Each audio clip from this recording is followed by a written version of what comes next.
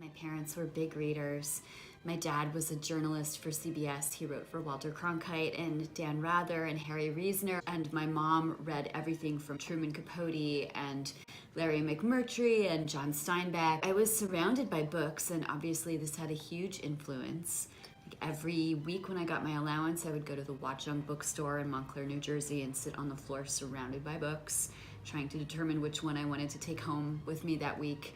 At the same time I started reading, I started writing like my dad, and it was all I ever wanted to do, was be a writer. I was a fat child, I was a bullied child, and I sought refuge in reading.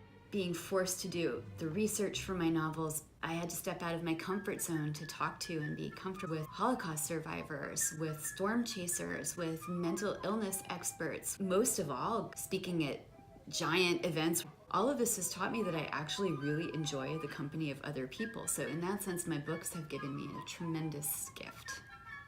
For me, I think a novel is, in some sense, a set of answers to an unanswerable question.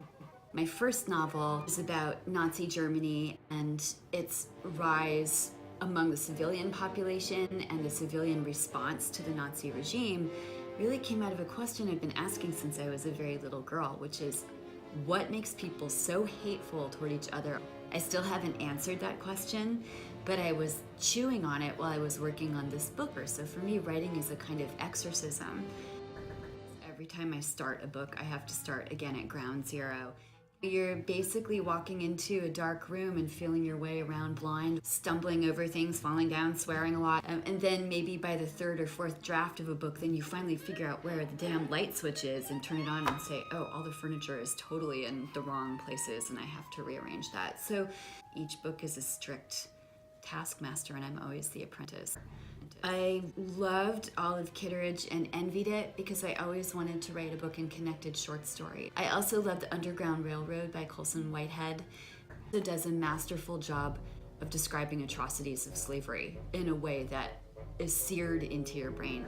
And I loved Rebecca Mackay's The Great Believers.